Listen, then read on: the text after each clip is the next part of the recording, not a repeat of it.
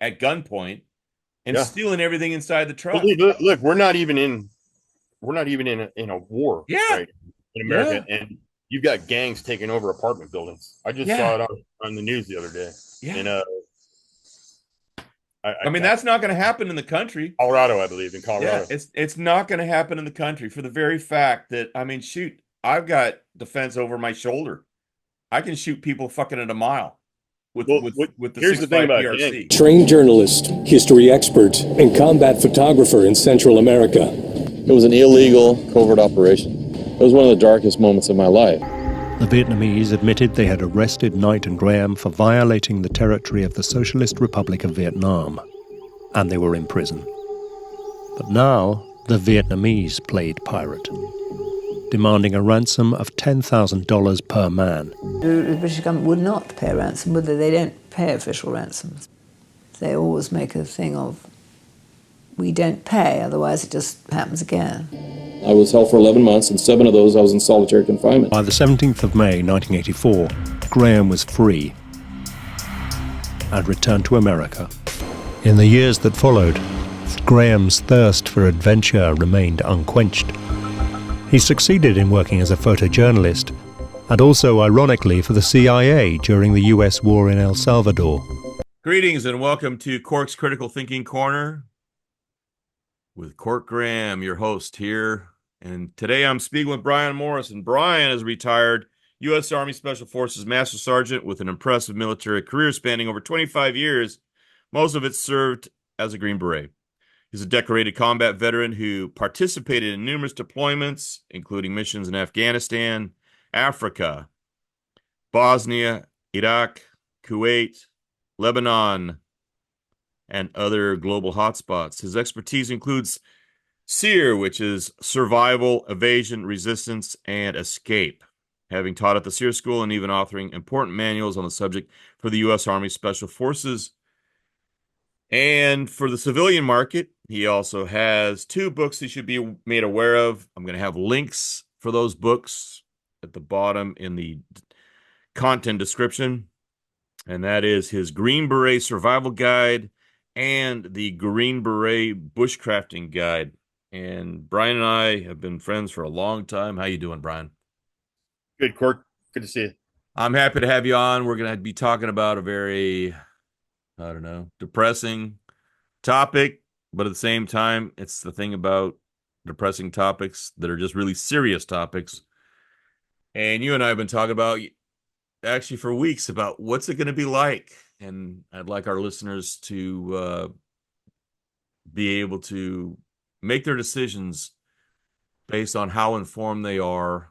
And of course, CCCTC, Cork's Critical Thinking Corner, is broadcast on Apple Podcast, Spotify, iHeartRadio, and also here visually, we're able to reach our audience via YouTube at the Cork Graham podcast.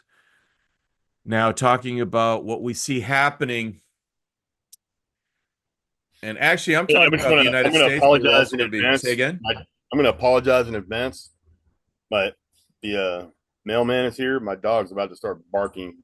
Yeah, that's fine. I mean, shoot, I got my geese and my turkeys. This is the working homestead, so we have things happening in the world around us while we're chatting and you're listening in. And so if you hear dogs, you hear gunshots. If you live in the country, that's one of my tests with people. I'm going to do a whole thing about that, which is if you can't shoot a firearm on your homestead, it's not a homestead, it's a garden.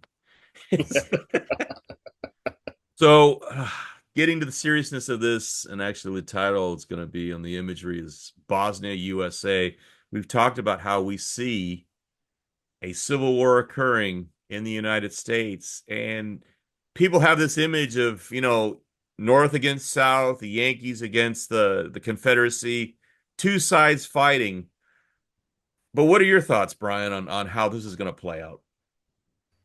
Yeah, I agree with you. I hear a lot of people throw the term civil war around without thinking it through completely, what is the Civil War, really, when you think about it? I mean, basically, other than the fact that it's Americans versus Americans, it, it could go so many different ways, and that, I think that's where Bosnia came up, because there's not going to be a Mason-Dixie line like there was in the American Civil War, where you have the South on one end and the North on one end, and they're fighting each other.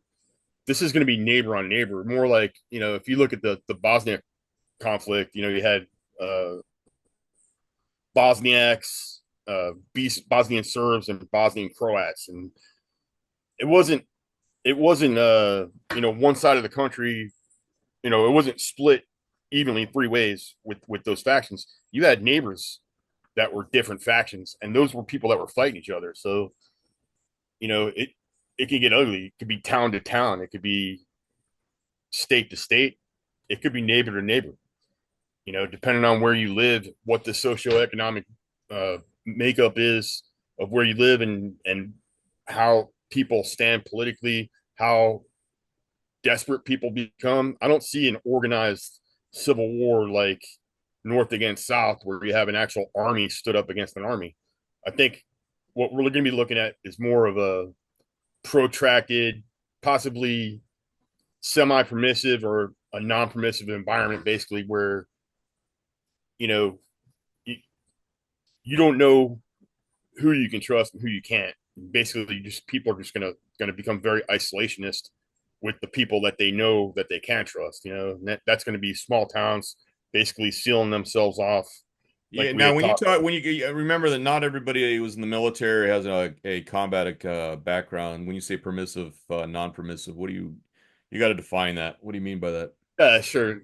So, I mean, if you just look at it from like a spectrum type scenario, where you have basically everything's normal, right? So that's one end of the spectrum. And then you have a complete off-grid, there is no more power company, there's no more water company, there's no more food on the shelves, the stores are closed, the gas stations are empty, the government is not functioning, you cannot call 911, the telephone lines don't work, nobody is coming to help you if you need help. It's a beyond the rule of law scenario. Or even worse, it's like mob rules. You're caught in the middle of massive civil unrest and rioting and looting. That's like the worst case scenario that you could be in, right? And then obviously nothing is where we want to be, where there's nothing going on. Everything is running smooth.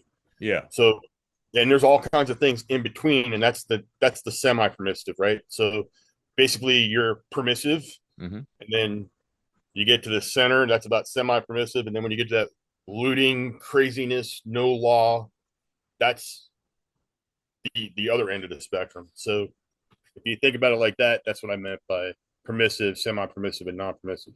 And that brings the idea of like, if you have conflict,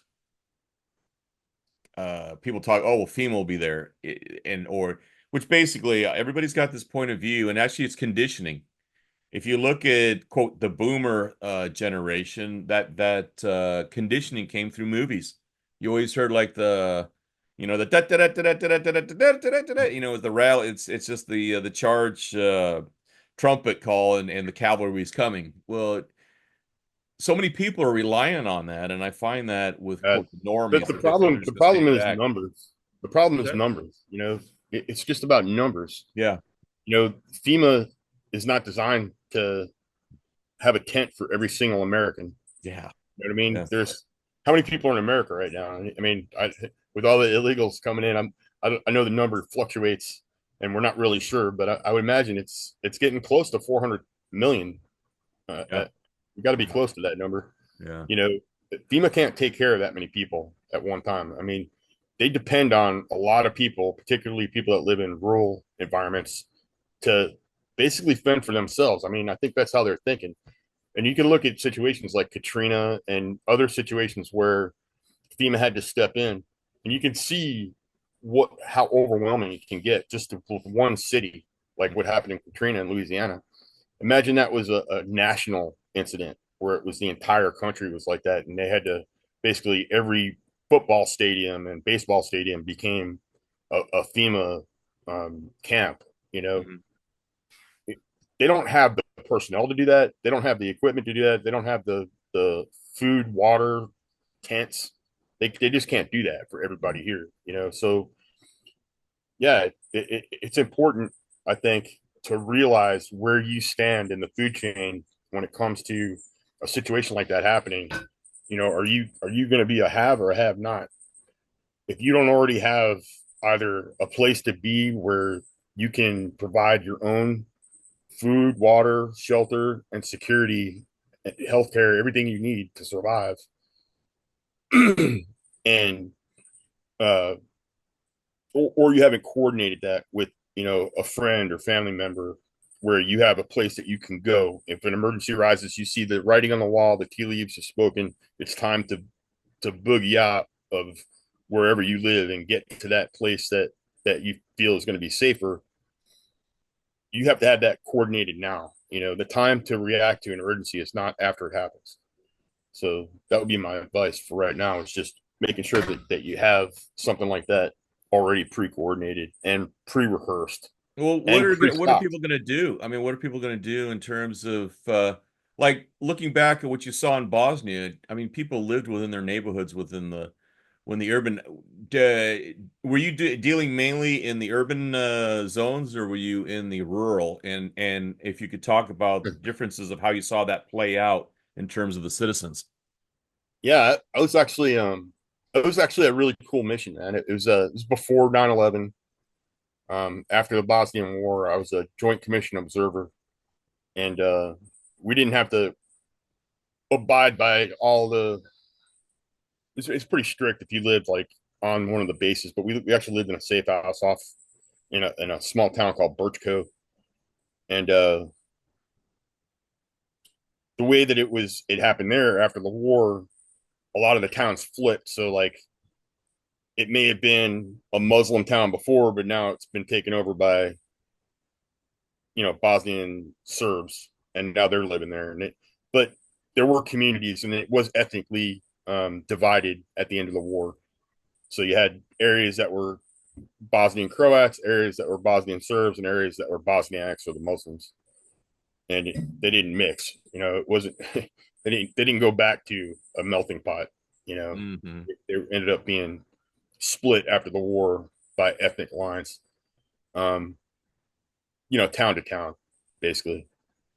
Now, would that happen in America? No, we have a different dynamic here. We are definitely a melting pot. I mean, there are areas that are mostly white or mostly black or mostly Hispanic. That's true, especially in the urban areas. They tend to be more ethnically divided, it seems like. Unless you're looking at the country as a whole, you know, the Midwest has more white people, I think, than any other race. So there's definitely a division on racial lines, but I don't think it's intentional. I think it's historical. You know, they're people, their families who lived in these places for eons, and you are what you are. You can't control what, you know, the pigment of your skin or your religion or your race when you're born.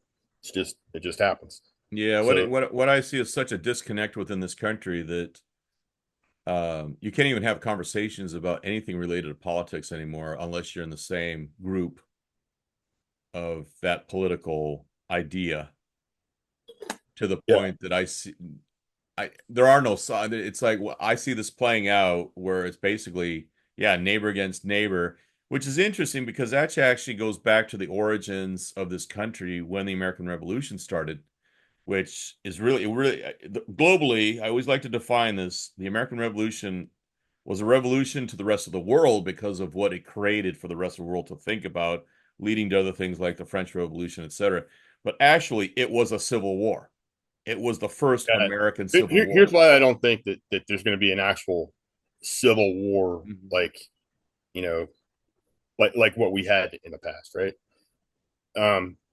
But in the American Revolution, that was a civil war where you had brothers killing brothers. And here's why I don't think it's going to be a conventional war. Conventional, I'm going to use that term. Yeah, Okay. conventional. That's a better term. That's a better term. I don't think it's going to be a conventional war. And the reason for that is a conventional war requires organization, Yep. requires resupply, Mm-hmm. right? You got to feed an army, Yeah. you got to supply an army, and you got to build an army, you have to train an army. Mm-hmm. All those things require a lot of time, money, resources. Those things are don't typically happen after a collapse. What I see more likely would be either an external attack, and it could be a cyber attack, it could be something on our grid where the entire grid goes down. Um, some disconnect between the people and the government to where the government cannot react and effectively, do their job, right? As far as providing security and Security. protection, Mm-hmm. Yeah. and making sure that lines of communication are open, highways, making sure they're safe, making sure that the trucks are getting to deliver the food to the supermarkets on time. When all that stops, right, that's when you have problems. And the problems come from desperation, and they don't have a color. Everybody's going to be desperate. If you don't already have a plan, a place to go, and you haven't already pre-planned that, then everybody is going to be, on the highways. The highways are going to end up getting, bottlenecked. Maybe an accident. Maybe somebody runs out of gas. Maybe there's a roadblock. For whatever reason, there's going to be tons of people on the highway. There's going to be tons of people. I'm talking about once the food is gone, right? People have expended the food and water supplies that they have in their homes, their apartments. So, Their but you're talking about people who are urban. That's why we've constantly been telling people to get the hell out of cities. urban and suburban, man. You live in the suburbs. Just because you live in the suburbs and not the city doesn't mean you're not going to run out of food and water if you didn't It's prepare. still urban. To me, it's still just a continuation of urban. If you don't have a situation where Mm-hmm. you either have stockpiled food and water, or you have some source of regenerating food and water that's enough to feed you and your family continuously, and you're in a place that you can secure, right? You have to be able to secure it. If you don't have the people to lock down the ingress and egress routes and all the areas of approach to your property or wherever it is that you're at, then you're just a sitting duck waiting for somebody to come take your stuff. Yeah. So, I mean, if you can't secure it, you don't own it. If you don't own a piece of land, when I say own it, I mean you can secure it. You can kill anybody that's trying to come take take what you have. If you can't do that, then it's not yours. Yeah. You're living in a dream world if you think you're just going to sit there and nobody's ever going to come trying to take your stuff, because they're gonna. And if you can't grow any food or raise any food on that property, right? What good is then you're basically defending something that has a shelf life. If you have country land or rural land, you're able to, that's perpetuity where you're able to continue to replicate your food source. Yeah. Right. Yeah. So, those are things. And I think most people that live in urban environments are already doing that as a lifestyle. Raising chickens, ducks, pigs, goats, those kind of things tend to be pretty common in the less urban of an environment you get to, the more common that is, the more rural. Yeah. So I don't think that's the people that I'm trying to put a big red warning flag up to, are more the people that live in those suburban and urban environments. Yeah. That just don't have a plan, or they just think, hey, I'm gonna go live off the land. I love hearing that. Many a good, very good hunter has starved to death. Yeah. And you look back in American history, a lot of those mountain men didn't make it. And they were very skilled survivalists, and very skilled at living in the outdoors, trapping, hunting, fishing, doing everything they can do to survive, and they still didn't make it through some of our winters. Yeah. So, the fact that there are people that's their plan. I've got a 30-30 and I'm going to friggin' go to the mountains like it's Red Dawn and shoot deer, and that's how I'm going to survive. Well, that's everybody's friggin' plan, man. How many deer do you think there are? It's not if everybody in an environment that's got millions of people. I mean, some of our cities have How many people live in New York City? Is it like 20 million people? Mhm.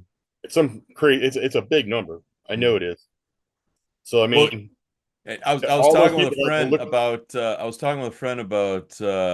actually yesterday, Paul Markle is a student of the gun, and we were talking about it because he wrote a new book, his Nicholas Orr series, and we were talking about how much New York City relies on import of food, and Oh it's yeah, like 85%, yeah. 90% And of food is as soon as those import. highways shut down and the trucks can't come in to resupply, Damn. think about all those mouths that have to get fed, man. Who's going to feed them? Yeah. It's not FEMA. I mean, I mean, they I can't. could see a New York City cannibalism like happening within a month. Yeah, Easily. easily, Easily. Yeah. easily. Yeah. Yeah, it's scary.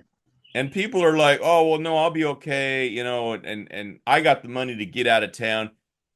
Because they're paying these rents, they're just insane just to stay there. And it's like they're conditioned to stay there, not even thinking that you have to have gone out of there.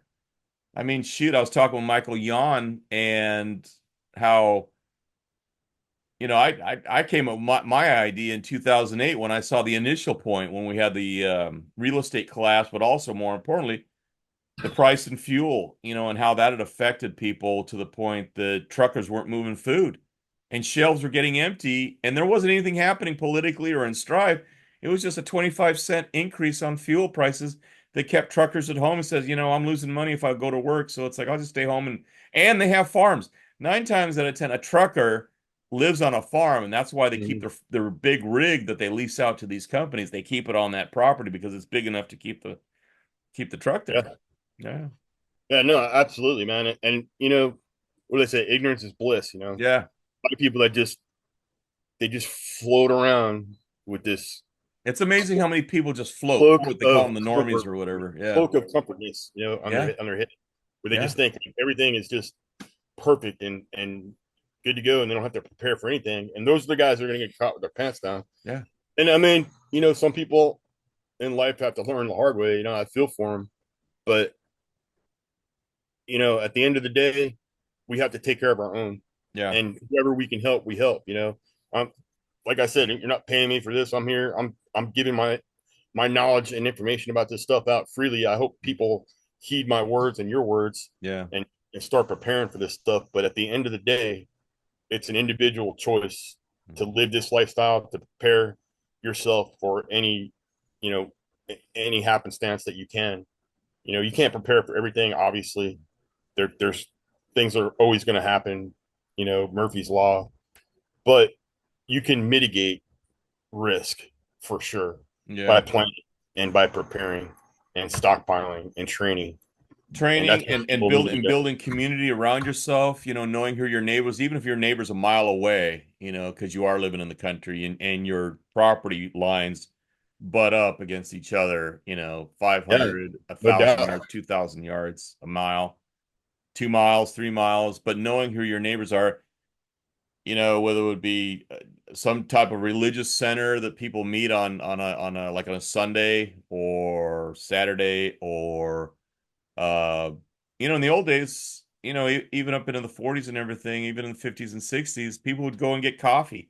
They'd go into town to go get coffee, and 9 times out of 10, that's how you found your neighbor instead of going to their Yeah, property, because going onto somebody's property is not as easy as just going to the right. local cafe and grabbing breakfast there and say, hey, he owns the farm next to yours or the homestead next to yours, and meeting those people and thinking about what's going to happen.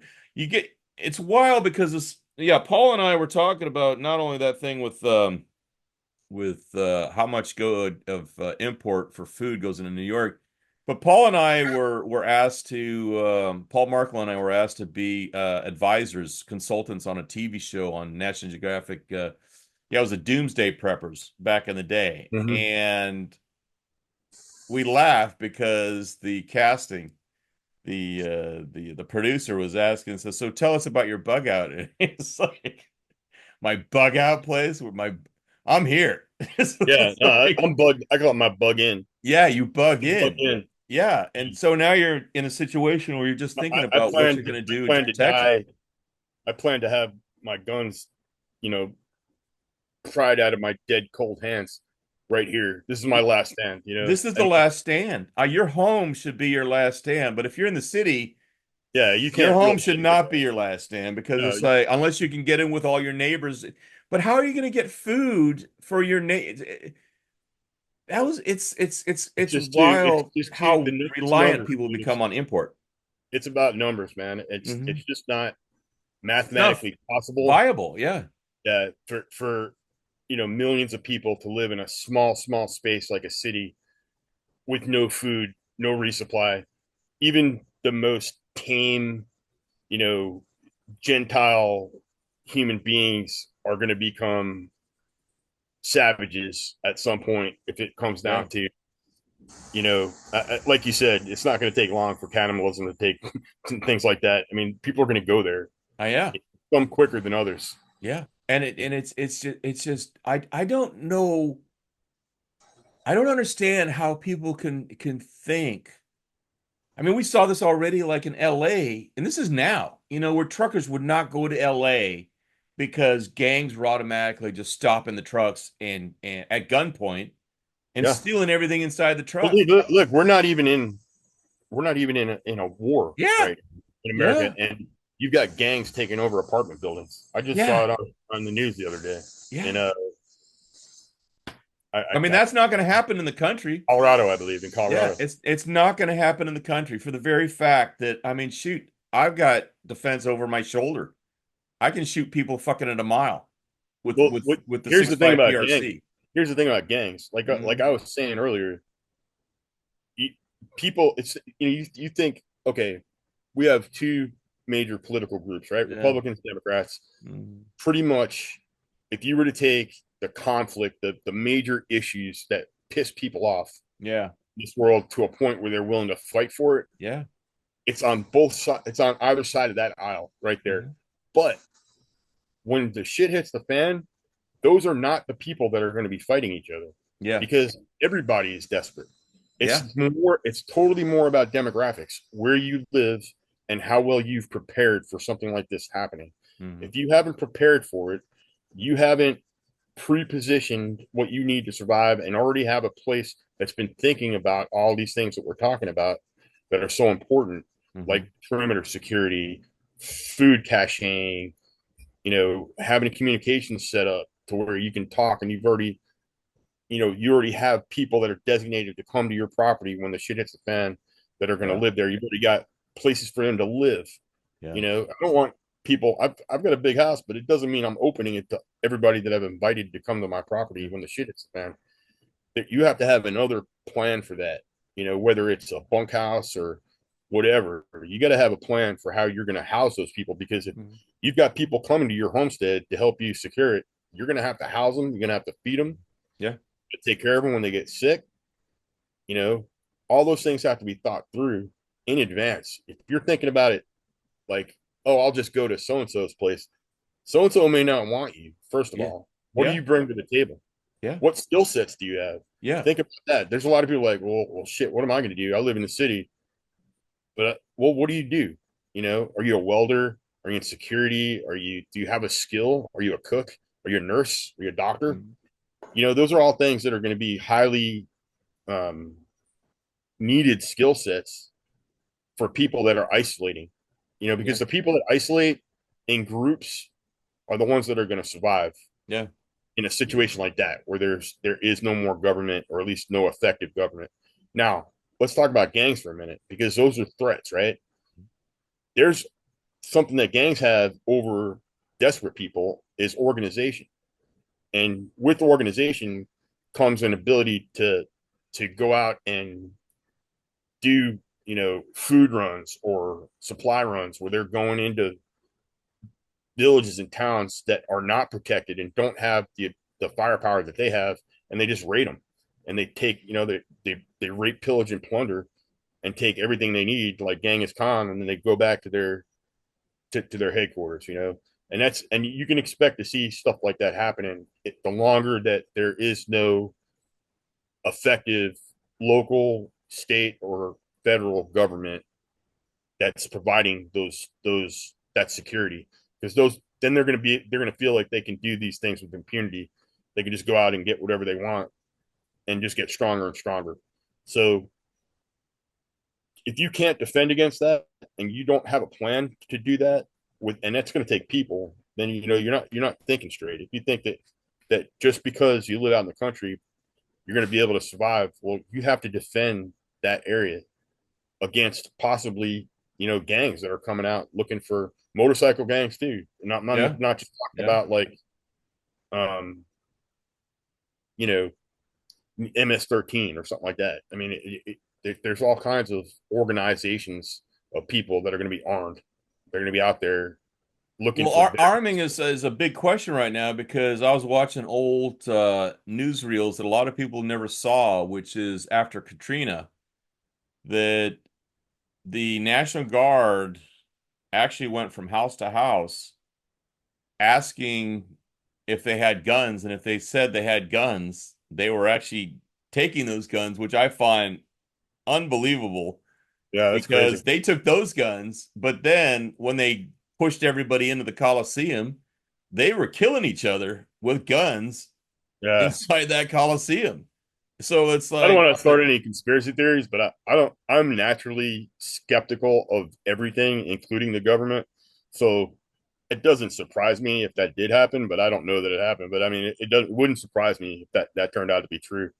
oh yeah, I'll next time I'll send you links to watch these Yeah. videos. They're going house to house, and But I was they had all floored that kinds people were of giving them the they had guns. Oh, huge corruption with their police force. yeah, that was too. Yeah, that was really bad. That was really bad. And that's the thing about law enforcement. A lot of the guys in law enforcement in New Orleans, they actually stole from people and then Yeah, they got out of town and they went north and they yeah, left the whole town to itself. And that's not even a full-on conflict across the country. right. That's what's going to be just That was mind-blowing. a Is people hurricane. think there's going to be some That's a kind of hurricane. border. One little hurricane, one city, and that happened. So Yeah, think about it if it was yeah. a worldwide, global, or if it Global. was countrywide.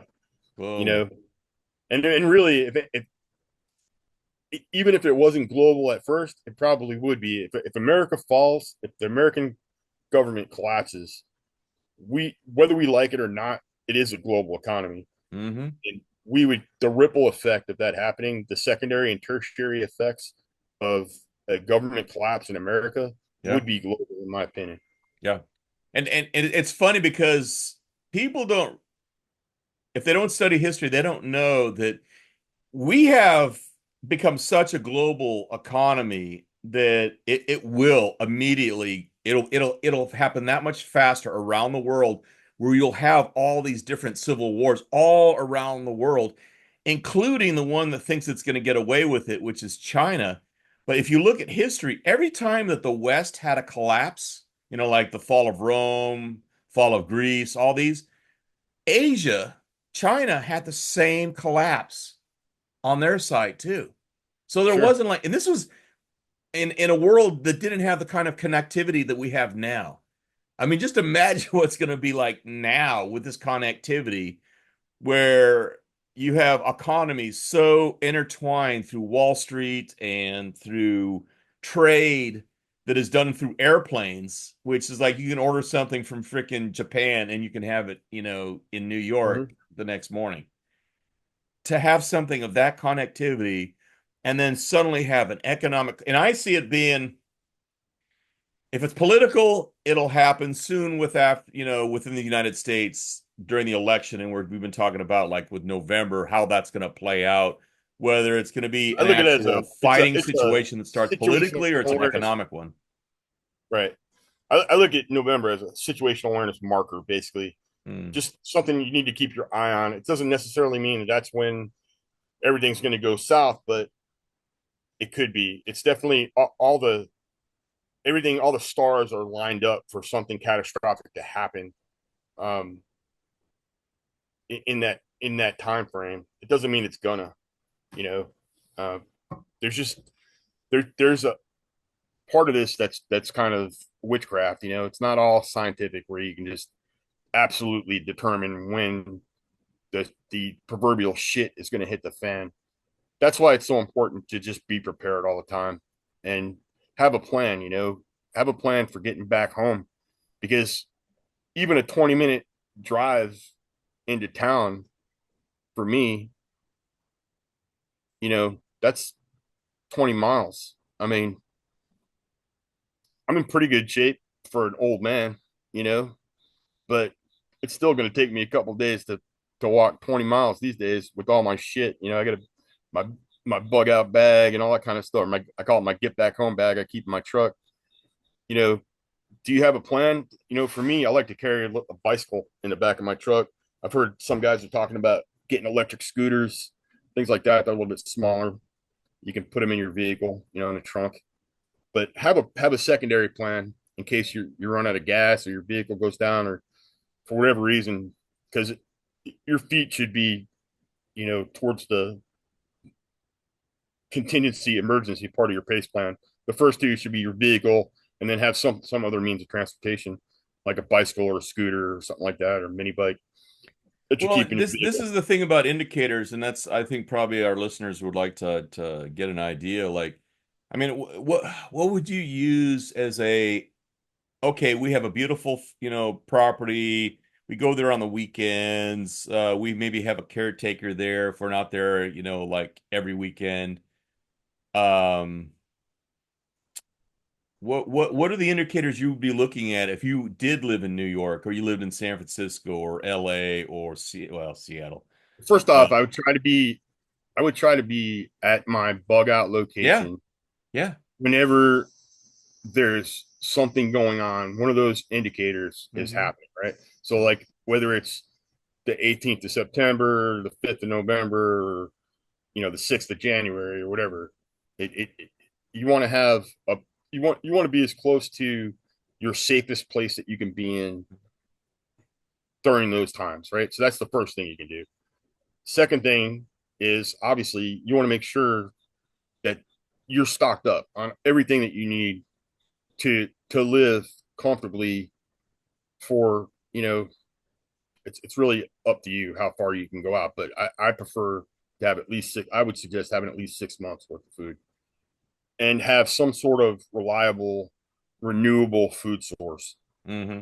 Whether you're growing your own food or you're raising livestock, you want to have some some way of resupplying those dry food stores that you stockpiled for yourself. Hmm. And that's also a good way to stretch those things out much further, because who knows how long it's going to take before society, if we had a true societal collapse. I mean, we never had that here in America. We've had a depression where, people were in dire straits, but we haven't had an actual where the government just went away. And that's what I'm trying to get across to people because I had personal stories directly from my father about what I was raised by a Great Depression survivor.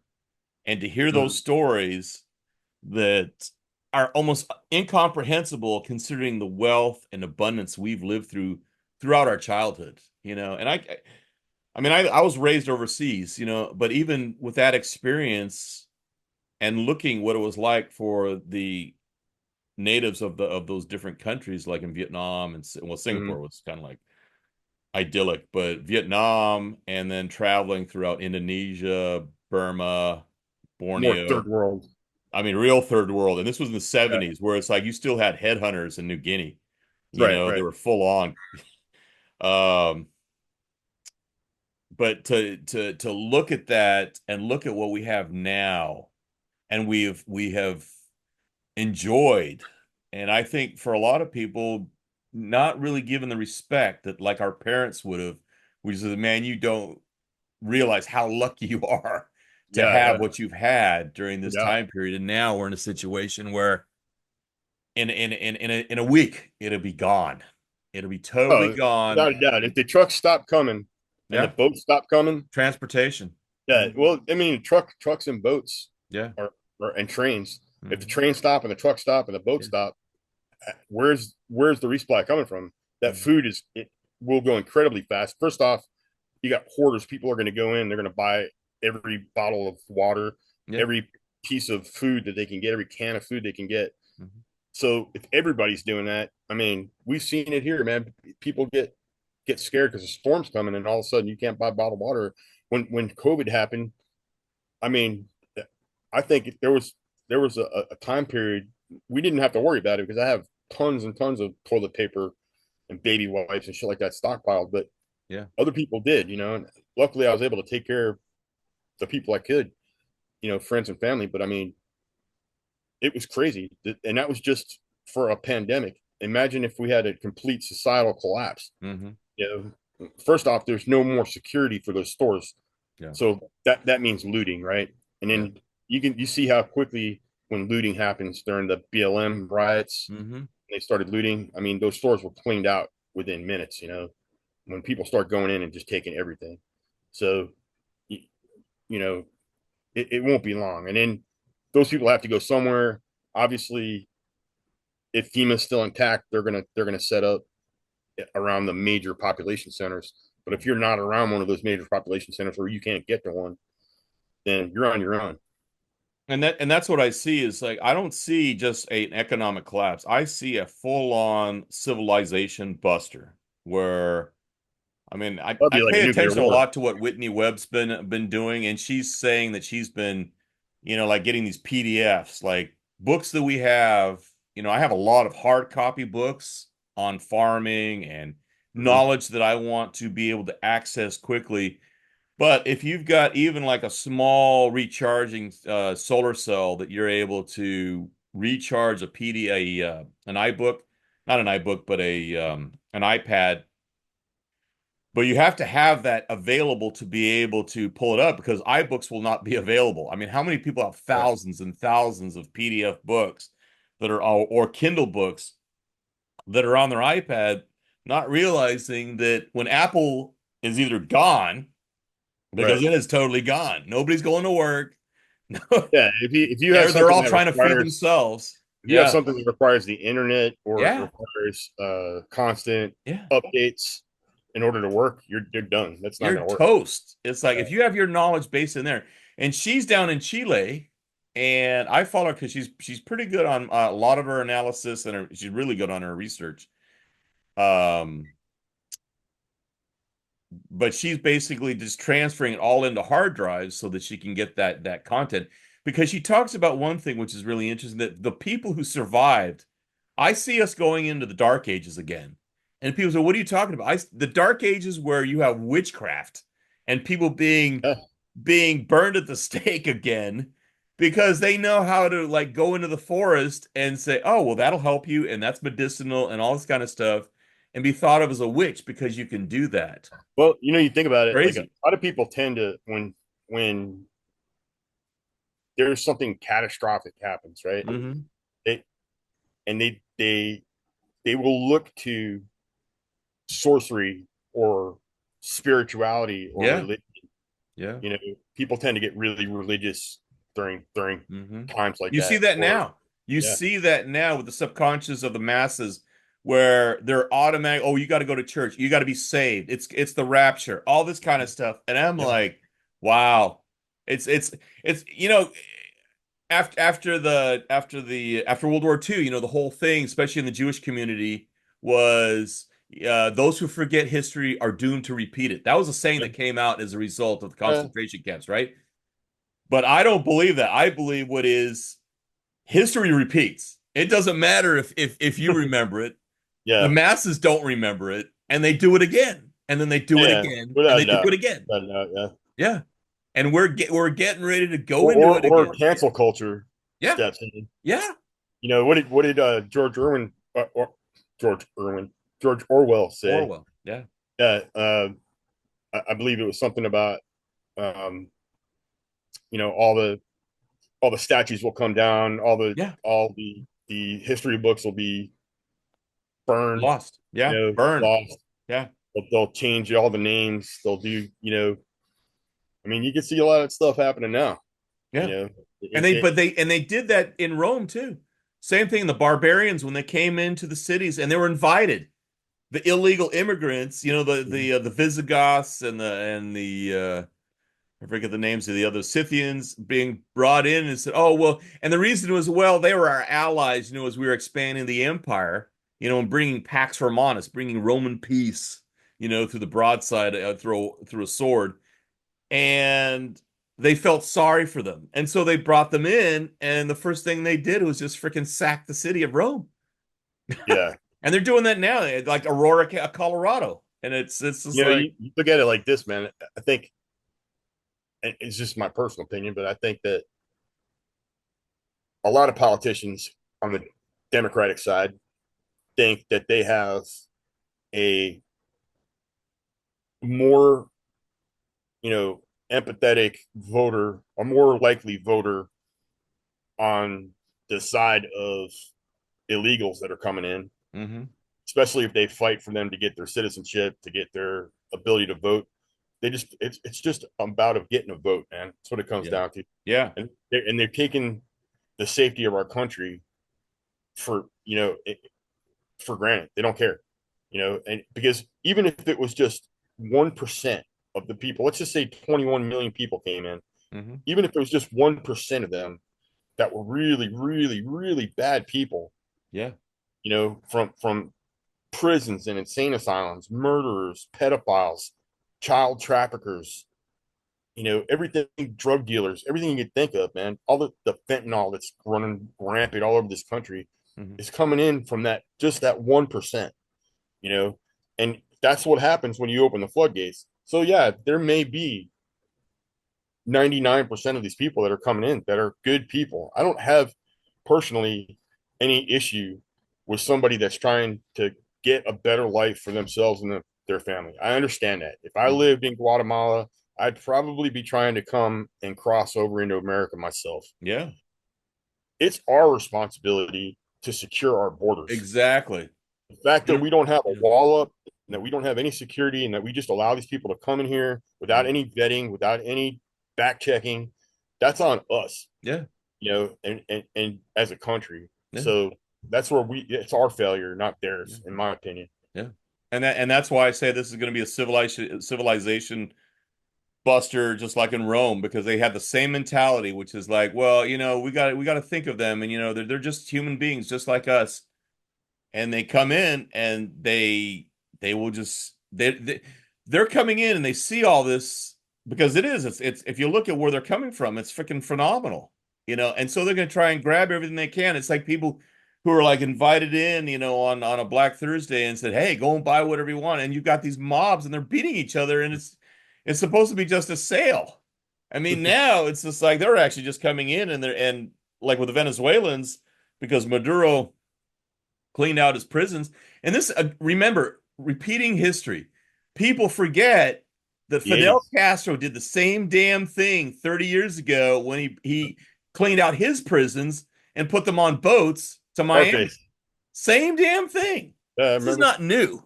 But people don't have any historical understanding. Yeah. And it's just, I mean, even, like we used to talk about that, way back when in the GWOT, when I was saying, man, what kind of stuff is being carried through from all the lessons we learned in Vietnam?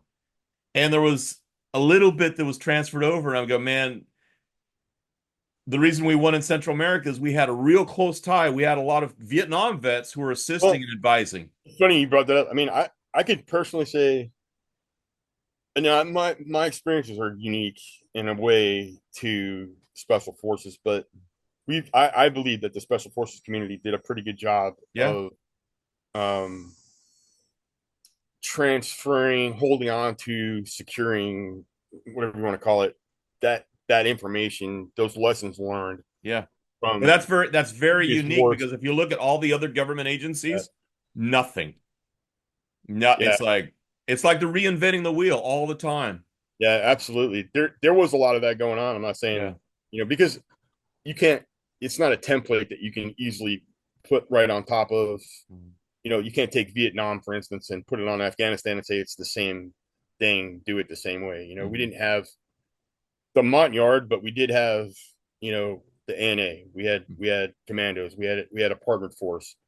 So there were similarities, between the way that we operated A camps in Vietnam, for instance, or fire bases in Afghanistan and Iraq. So, there are similarities, and then there are some things where you have to bifurcate and deal with it based off of terrain. And Afghanistan's got a very unique terrain, as does Vietnam. Mm-hmm. We didn't have to deal with jungle fighting, but we had to deal with going from the base of a mountain where it's 90 degrees, Yeah. on the same day fighting at 10,000 feet where there's snow on the ground. Yeah. So Yeah. you know what I mean? There's definitely differences and similarities, but as far as like techniques and procedures, Mm-hmm. I think that the special forces community and special operations as a whole has done a pretty decent job over the years of collecting, having lessons learned, uh, a system of collecting that data and making sure that it gets into doctrine and training, so that you're not always fighting the last war, which is kind of what happens. Whether we like it or not, we are always preparing for the last war. Yeah. You know what I mean? So when we go to fight a war, we're doing it with the mindset of the way we fought the last war, because that's all we have to base on. Mm-hmm.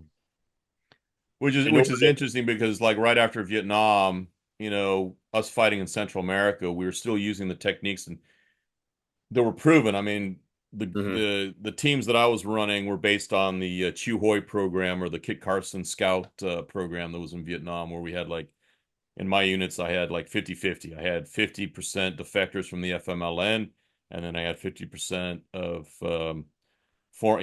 I recruited from the Navy. Yeah, The it's Navy going to be SEALs, based I on recruited demographics. from their Marines. What's that? Right. Yeah, no, I got you. It's demographics, and it's based off of who you have So looking at history, and reading my family history, going back to your area in South Carolina, North Carolina, and fighting at the Battle of Kings Mountain. It's interesting to read the history, because I'm a descendant of David Graham and his son Andrew, and they were both at the Battle of Kings Mountain. Okay, and that was like a big victory. If you went to in sniper training, that was actually one of the events used as an example of American marksmanship, right? Because American sharpshooters were freaking picking off all the Tories, who they themselves had rifles too, because they were militia. And it's interesting because it was militia against militia. The only uniformed military was two British officers. One of them got shot off almost immediately. But the after effect of that is going to be very telling of what I see it happening in this country again, which is, if you were a Tory and you fought for the king, you were given 8 days. At the end of the war, you were given 8 days to clear out. And if you didn't clear out, they were going to kill you. And they did. But during the war, there was a Matthew Graham that is in the family tree that I was reading. And I'll read it, because I read it to my homestead channel, to 5 Acres and a Moose, and read about what it's going to be like after, and the question of like, what side are you on? And it's not very pleasing, because people don't want to look at that. They don't think that could happen again, which is, no matter what, if there's when it's over, and if there's a a decision side, of who's going to be allowed to stay, and who's going to be told you're going to Canada, and that's what happened. Families were told, you're going to North, because that's the only place that's still British It's funny loyal. you said that, because my neighbor is actually one of those families. Oh, okay. Their whole family, except for his great grandfather, was allowed to keep like 300 acres. Wow. And that's what he's got. But everybody else went to Canada, because they were on the side of the king, the English. Yeah, everybody that was prior on the side government. Of the English, after the end of the war, they gave him a choice. They were like, well, you can stay, but you have to do so much with taxes or whatever. There were concessions that they had to make, or you can leave and go to Canada. Yeah. And a lot just got up and left and went to Canada. And this is the same thing that happened that you saw in Bosnia. I mean, where people they had to move. Oh yeah, no, without a doubt. Once those lines were drawn, those ethnic lines I was talking about. Yeah. If you were from a Bosniak town that was now occupied by the Serbs, you weren't moving back, bro. That was their property now, and that was a big dispute. That was something actually that we were trying to deconflict, but those lines are not going to get redrawn. Yeah. Once they're drawn in the sand. So yeah. And I think that's, I mean, that's why we're talking in a manner where, we're talking philosophically, theoretically about, through our own personal experiences in different kinds of wars, different kinds of civil wars, and looking at the lens right now of what's happening, how this is beginning to ramp up, the Well, you can volatility look of at emotions with people, and the idea of people not really knowing how this is going to play out in the end, but for the same reason people didn't know during the American Revolution. I still to this day think that the Lexington, I mean, that was basically a negligent, it was an NDA. You had all these guys with muskets. Somebody got nervous. They probably yeah, weren't even aiming the damn yeah, thing, and it popped off, and that got another round coming back from the other side, and then it was yeah. off. And then you couldn't go back from that. You can't go back when you start dropping, when you are dropping people It's a slippery and slope. blood is being spilled, that's it. Yeah. It's a And it slippery will slope. not end until it's resolved. And that's what I see happening again, because historically it always happens that way. It's gonna be some it might even seem it could not have happened so easily and so inconsequentially, and yet that was the shot heard around the world. Where now they say the shot heard around the world was the assassination attempt on Trump, and that could have turned out very interesting. In a Could have. manner where if he did get his, You think about it like this. Like yeah, you look at the way, just politically, the way our country is set up. mhm, You got red states that are like totally red. You got yeah, blue states that are totally blue. yeah. I don't see a whole lot of fighting going on in those states. But then you got your swing states. You know that those are the So ones what that would could. you give an example of a swing state where you can see it going back and forth? I mean, Like I live in a swing state. I'm in North Carolina. yeah, There are definitely pockets of huge blue pockets mhm, within the state. yeah. But then the entire almost rural population is red. Mhm. So what's going to happen there? I don't, like I said earlier though, I don't see it as a conflict because once people are desperate, they're desperate. They're going to take whatever they can get, whether you're giving it to them or not, from whoever's going to give it. So Yeah. it they're just desperate. They're not a threat as far as a standing army. I don't see them rising up and fighting against the blue occupants or the red occupants of their state. You know what I Yeah. mean? Mhm. Because they're just the blue tends to be in the cities. In North Carolina, that the bigger cities like Charlotte and Greensboro, you got huge blue sections of those cities. Mhm. But once the supply lines stop and they run out of food and water, Mhm. what are they going to do? They're either going to have to be dependent on FEMA, and if FEMA doesn't show up, then what? They're just going to And scatter that brings us to a four big, corners. because I mean, we both consult for people. I mean, we're talking about that on the other channel on 5 Acres and a Moose, where we advise people on homesteading and security, and I also deal with clients, that have the money and the wealth in order to go to another country and get set up in Mm-hmm. another country. What countries I'd recommend and countries I'd say stay the hell away from. And it's interesting because the countries that can be recommended are actually, I think that's the reason I'm looking at the United States, because we've had such abundance, because we've had such a charmed life in relation to other countries, that actually Yeah, the countries Mexico to would probably go do to, well. yeah, the countries to go to Yeah, are actually those that right now are real buttholes, exactly. because You're it's 100% not going to right. be as bad. It's not going to be that much of a Yeah, shift they're not because going to they're skip a already beat. dealing with it, Yeah, right? they're not going to skip a beat. They're going to Yeah, be.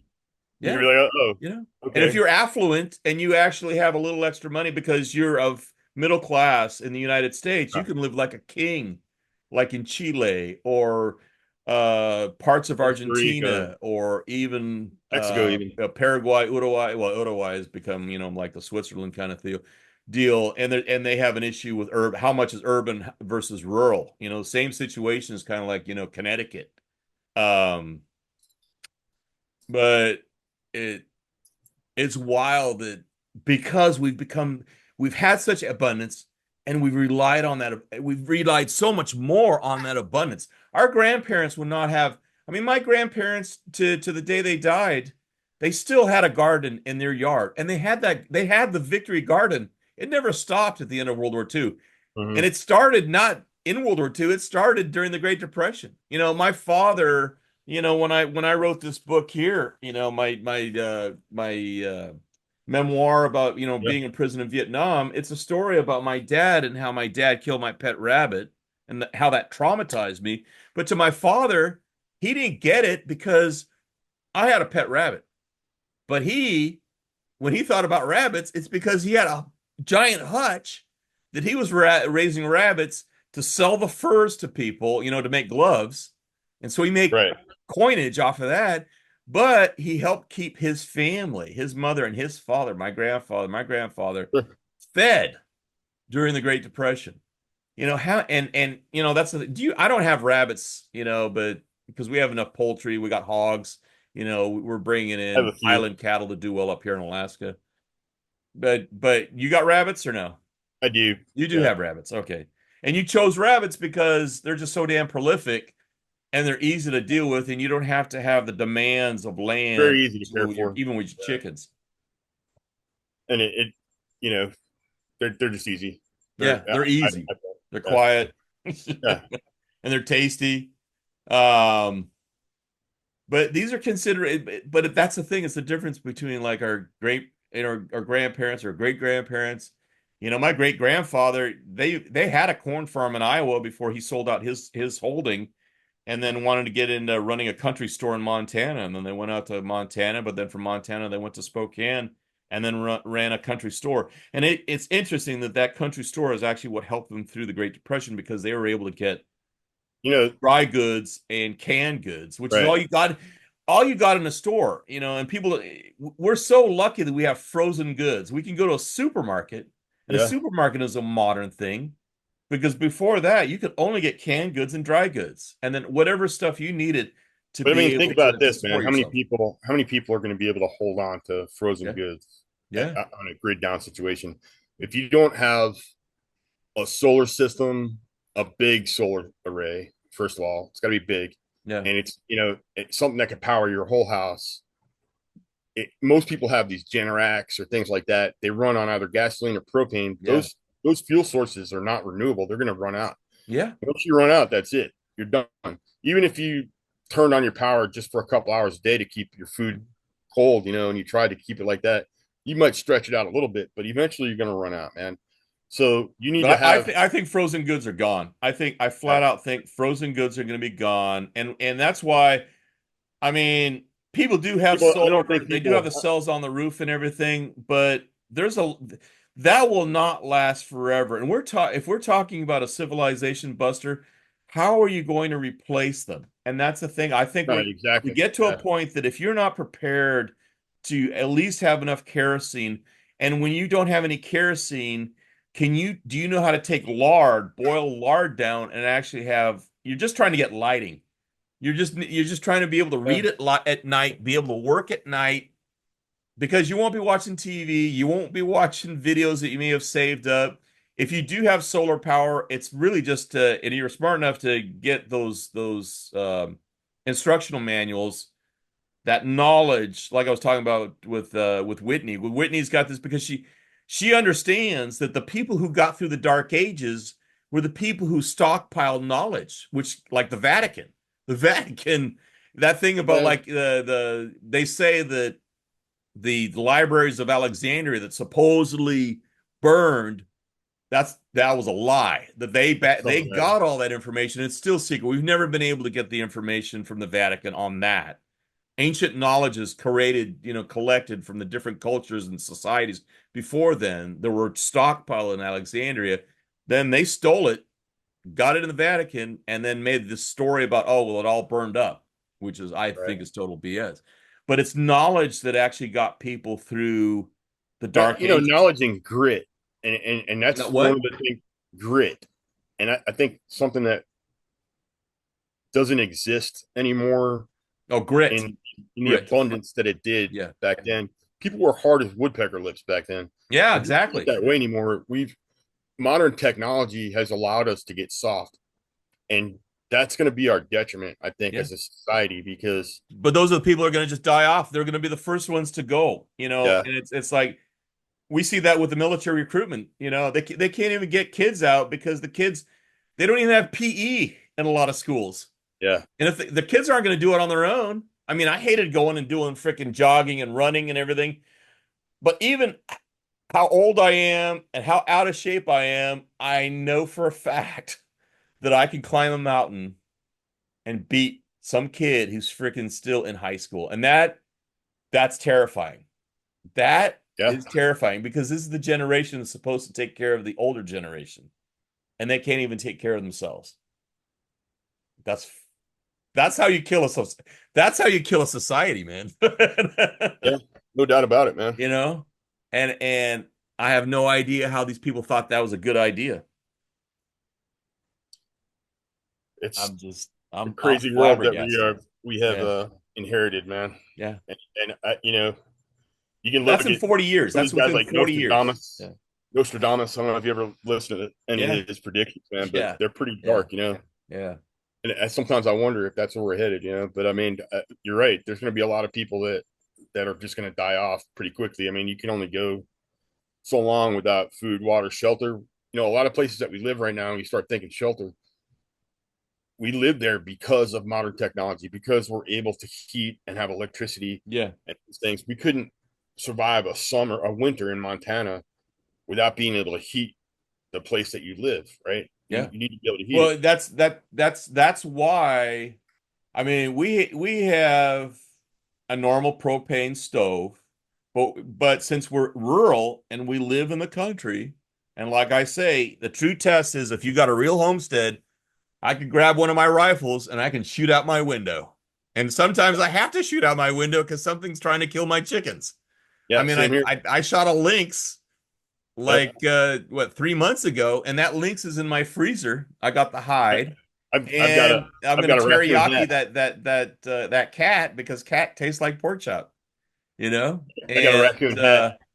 And so that's food. It's I Uh, just I have protection that I create. I protected my livestock, and then I also put something in the freezer. So I'm feeding myself and protecting. And how many people are in that frame of mind and actually are there? But we're talking about like the propane. So the propane, when you have a societal collapse, you will not get propane. You will not be able to get propane. You will not be able to get fuel for your generator. and the fuel that you do have is only going to be good for about a year. Yeah, and Even that's the even if other you thing too, because even if you I put have a extender in it. chainsaw. I have a Yeah. chainsaw that I cut all my firewood with, but now I have an axe that I can cut a tree down with. But when you want to when you want to buck up a tree, it's better to do it with an axe. Well, I have a two-handed axe, an old two-handed axe that you have one person I on would one side. recommend getting an electric chainsaw as well that you can plug into a solar array to recharge. But that again, you're But relying on how long your solar array is going to last, yeah, and it goes back to the everything idea. is a matter. It's a numbers game, and Yeah. everything is a matter of just how Now, did long you? can I hold on until society comes back. Yeah. Now but It you could have take a a couple do you have a years. wood stove? You have a wood stove inside for heating? Can you Yep. cook on that wood stove? Yeah. Okay. So we have a wood stove which is strictly dedicated to heating, and I can warm things up on top or keep things warm up on top.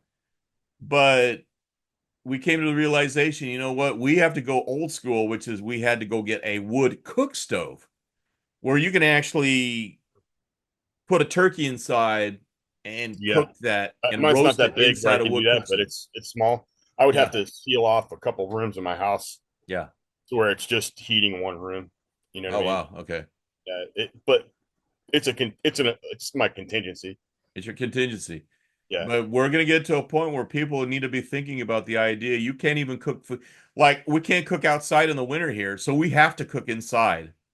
So that means that we have to have a heating source that heats the house, but also more importantly can cook. I'd never cook in that thing in the summer, but by Mhm. that time it'll be going outside and building an outside cookhouse, which is what every house had. If you look at all the old houses, if you go and visit, George Washington's home, you visit Thomas Jefferson's home, Monticello, every one of them has they didn't cook in the house. They cooked in a separate cookhouse. Right. Mainly also because it's so damn hot. In the summer, you never cook inside your house, right? Yeah, no. We're going to have to, where people are going to have to be thinking about those things, because that's what happens in a true societal collapse. And if you do have a Great Depression, and it's just a Great Depression, how are you going to be able to afford propane? How are you going to be able to afford? These will be luxuries. These will be like the luxuries of the Yeah, only luxuries. like the Rockefellers Yeah, of today are going to have stuff like yeah. that. You know, And that's because they've got it stockpiled. They've the got it minions like stockpiled. us are going to have to Yeah, survive on what we have. You know, yeah. And even then, yeah, it's still whatever, how long, how many generations that goes that has that. In the same way, you had Londinium, which became London, when the Romans left, and Romans stayed, but they no longer had the empire resupplying them.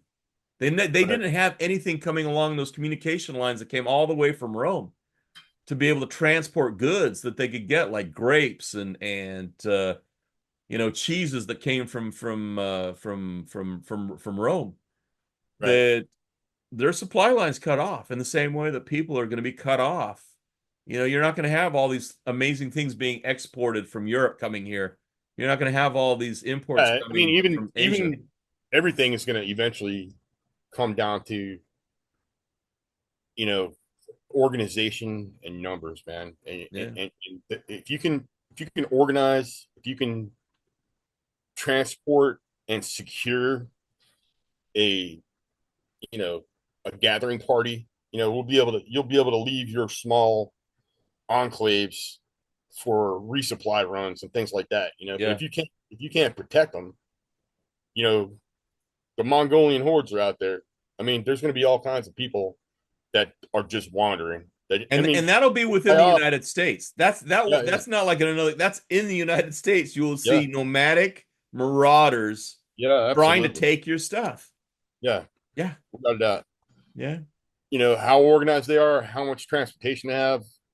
I I think it depends. I would be worried about like some of these biker gangs, Hmm. some of these bigger criminal gangs like MS-13, Bloods, Crips.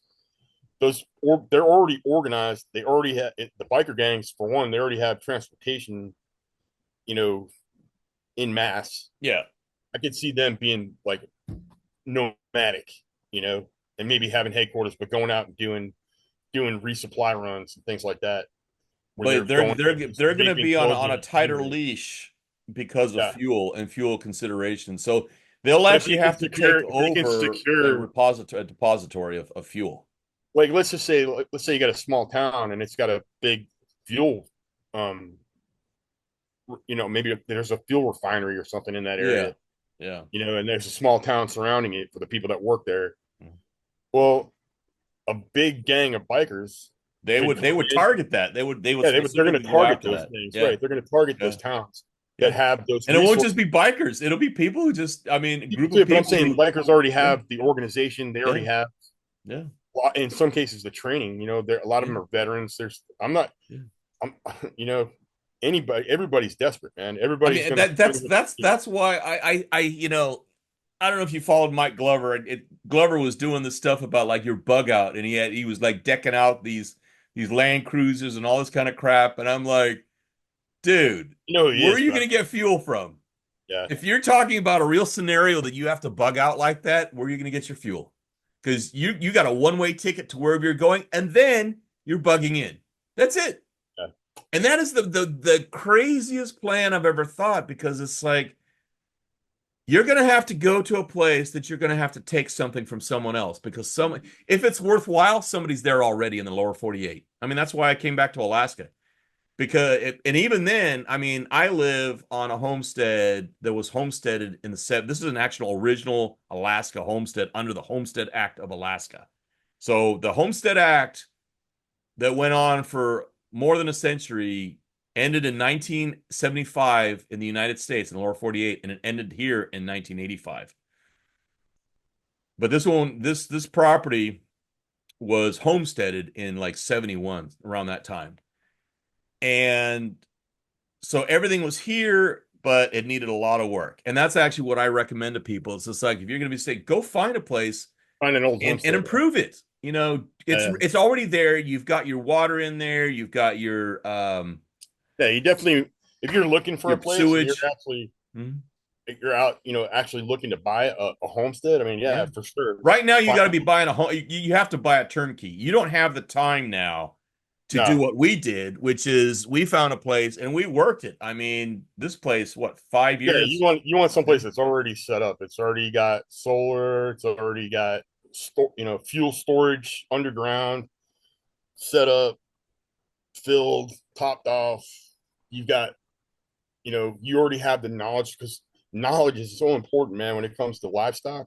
Yeah. I made so many mistakes when I first started raising animals that, you know, if I had that knowledge before, it would, I couldn't recreate that. I don't have time to do that again, to You learn can't. those. And Yeah. thank God there are books, but people don't even have the books. I mean, it's just Yeah. like you can talk to your neighbor who's been doing this for, 5 generations, or you can look in a book. I mean, I went back to a book called was a 5 Acres and Independence. That's a book that I read.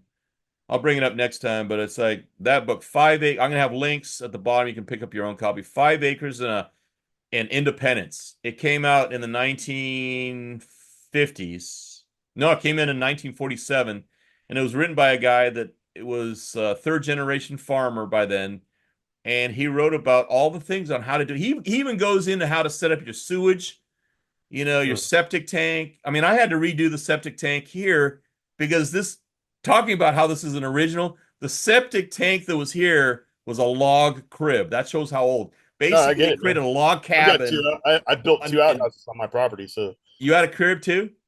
I have two outhouses that I built. Oh man. Yeah, and You that's the know, thing. You build outhouses for that very reason. And if you yep. talk to people who do like country plumbing, they said that outhouses are still the best way to go because of how things get plugged up and everything, and it becomes this nightmare that you've got to deal with. The way I set mine And up is yeah. I just dug a ditch, Yeah. and then Yeah. I built it so that I could take the skid steer, pick Mm-hmm. the entire outhouse up, and put it on another hole.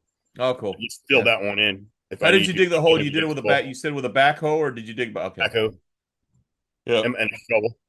And Yeah. Yeah. but But that's the way it's done, and then all you do is just move it. And the wild thing about it is that when we removed the original septic tank, which was the log crib, we had a bunch of raspberries that were there. We had a phenomenal raspberry crop for years. And then when I changed it and I redid the whole thing, I put a whole new septic tank in there, plastic. Just it's gonna last for years. We'll be dead by that time. your But all my raspberries raspberries went to suffer, right? hell. Yeah, so now I'm trying to freaking find out how I can bring the nutrients because those roots were going into the septic and they were just coming out fantastic. So it's like if you move your outhouse and when you cover it up, what you want to do is just put raspberries on top. You have raspberries for years until it depletes it, that was there. Good idea. But these are the things that you're thinking about. Is it's like how you need to be bugged in by now, and if you don't, and you want to go like the people You're that behind I the power consult curve. Yeah. for, it's just like you got to be able to buy a turnkey operation. You do not have time Yeah. to Or do what if we've you, I done mean, if over you 5, honestly, 10 years.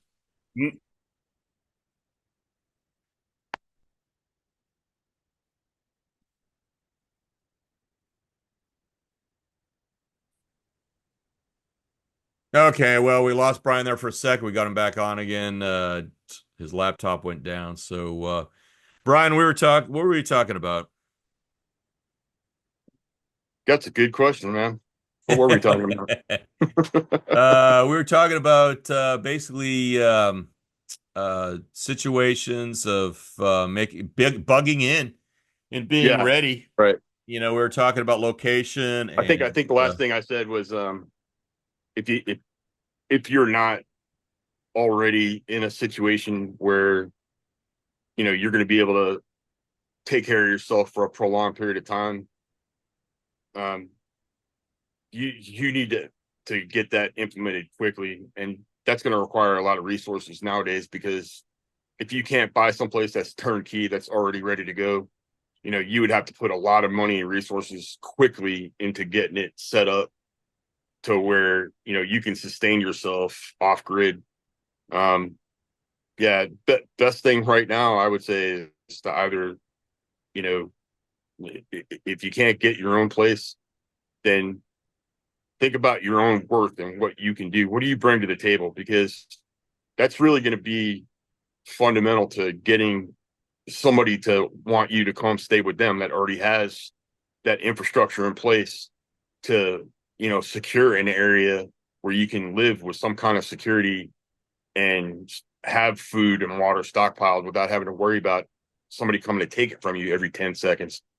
That's going to require, you know, a lot of pre-planning, a lot of pre-positioning, a lot of pre-training, a lot of rehearsals, a lot of things. Yeah. That should have already been done. If they're not done already, you are way behind the power curve. So they're way behind the power curve, but there's always an option. I mean, you kind of screwed there yourself is by freaking waiting this long to do something you should have been working on for years. But you know what? There's a lot of good people out there. Yeah. That have a lot of really, really important skill sets, but because of where they work or what they do for a living, you know, they're forced to live in these huge population centers. Yeah. But what I'm trying to say here is that we have precedents. We have precedents about something like this, which are communes and kibbutzes. I mean, Sure. that's what it is. You may not have the land, you may not have the property, you may not have the livestock, the food sources, the housing, but someone does. And I can almost guarantee that they need help. And even if all you're bringing is muscle, Sure, that's an assistance. They need that too. And that's the thing about it, is getting out there. And if you aren't making contacts with people in the country, make contacts with them. I know that you've got a relative who's either got property or friends who either, if they don't have, they have friends of friends, and that's the networking of getting your contacts. And you know, out the internet's a good place too. There's a lot of different Facebook groups. I mean, there are tons of people. Because of what I do for a living, you know, well, I'm retired. I shouldn't say I do it for a living, but I definitely do it for, you know, as a side hustle.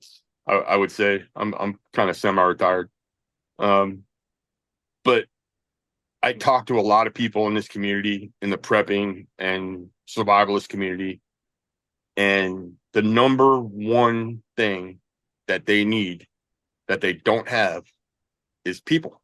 Yeah.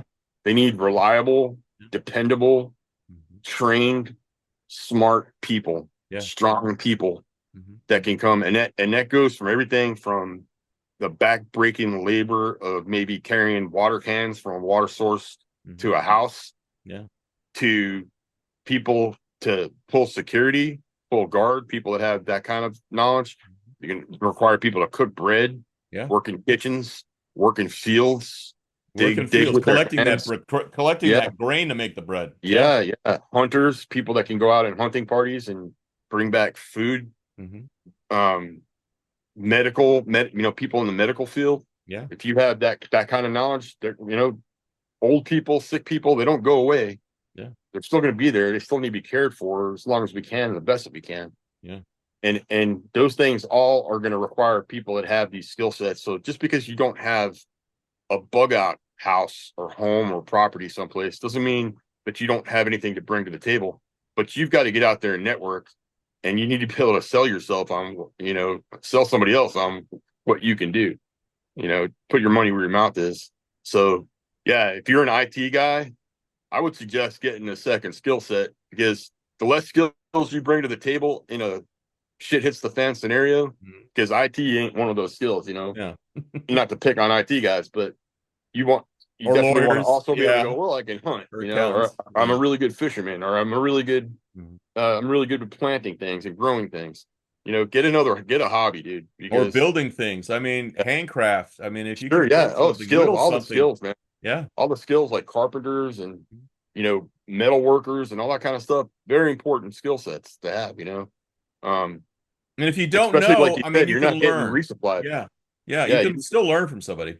If you've got a solar array and that's what you count on your power, those solar panels are going to go out. There's going to be storms. It's just going to break them. You're going to have to go out. You need electricians. You need people that can go out and fix those, or improvise, adapt, and make new things out of old things. So all those kind of skill sets, you know, are important. And if you live in a city and you have those skill sets, people will want you. You're gonna be, you know, a commodity for people that live on homesteads that are pretty much isolated. If they're going to look for anything, they're going to look for those types of people. The less you bring to the table, the more you are of a parasite. You're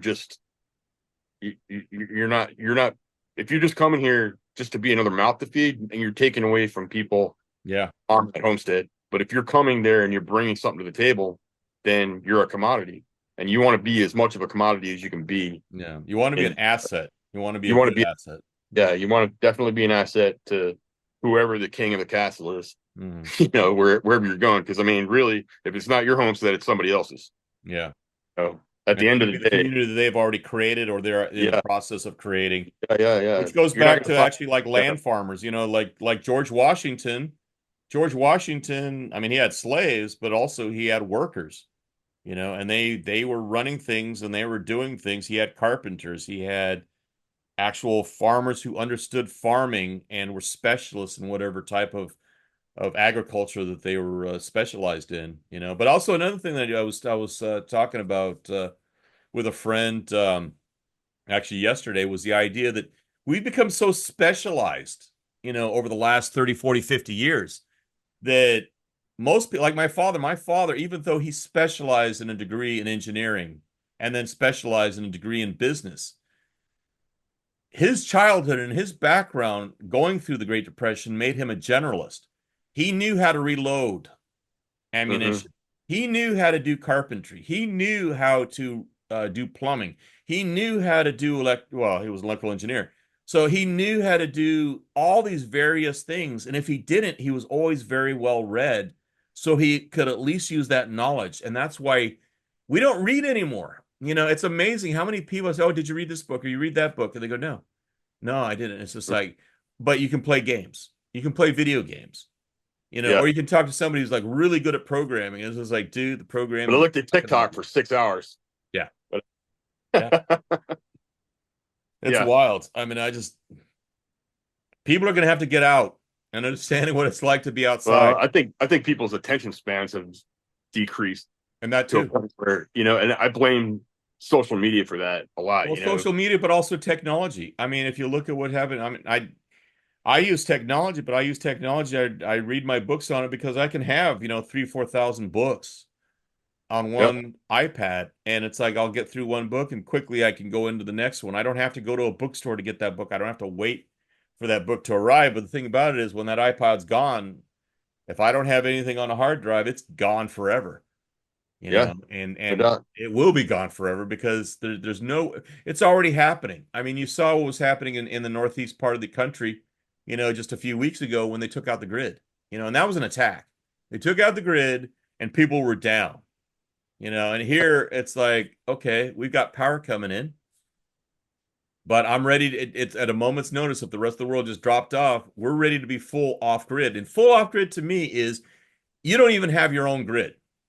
People say we're off grid, but you're not. If you've got solar, you're still on a grid.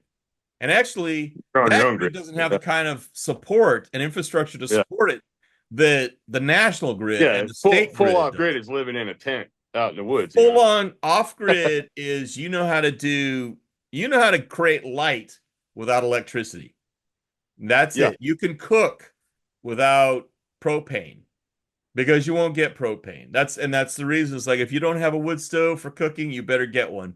Even if it's just a little freaking Thai style bucket brick cook stove to be able to put twigs in to warm up water or fry something. Yeah, it's essential. Yeah. Yeah. And that's I mean, people can learn how to even make those. You just go get a metal pail and you fill it up with clay. And cut a section where you can get draft coming up through the middle, and you put some piping, and not piping, but some rebar, to hold up the coals, and you've got something to cook on. Or you've got a grill, you got a Weber. Right. I mean, a Weber actually will suit you better than actually having a propane cook stove when everything goes down, just so you can cook outside. Yeah, no, I'm with you. Yeah. Yep. But I want to thank you, Brian, and we'll talk again soon. Again, for people to find out where you are and look at all the other information. Also, your books I'm going to have links to at the bottom of the description of this content. And those of you who are listening on YouTube, you're able to visit all the links below, but also make sure you like and subscribe so that you can get notifications of the updated shows, new shows coming, and also shorts where I just do a quick news spot. Also, you're listening on Apple Podcast and Spotify, iHeartRadio, and all the other broadcast channels we go through for the podcasting. Of course, you're not able to see what we're talking about, but you're also just listening, but also we give you the links. You can visit Brian, you're at it was a JD, no J JM Dynamic, JMDynamics.com. JMDYNAMIC.com, or you can email me directly at horse HORSE 324 at protonmail.com, or you can go to my website and you can contact me that way. Yeah, my books, Green Beret Pocket or Green, that's the one you got. Actually, it's not for sale Out anymore. of print. But, Yeah, that's it. but This you can one right you can here. go to you can find you can find that one. That's out there. That's great for travel. But I've got the Green Beret Survival Guide and the Green Beret Bushcrafting Guide. Both of those are available on Amazon, Books A Million, Barnes and Noble, any bookstore you go into. Be able to find And it. so for both of our books, just make sure you go over to our author pages at Amazon. We both have author pages, and you'll see all our books. Actually, I did the forward. Which book did I do the forward for? Green Beret Survival Guide. The Survival Guide. So that book's actually available through my author page. And then Brian has his books at Amazon too, and that's probably the easiest way to get copies for yourself. Again, thanks again for listening, and please like and subscribe here at YouTube, and also comment over at Apple Podcast. Every comment, every like and subscribe helps the deal with the algorithm, as you well know. Thank you much for the listening, and hope this finds you well. And watch your six. Stay safe.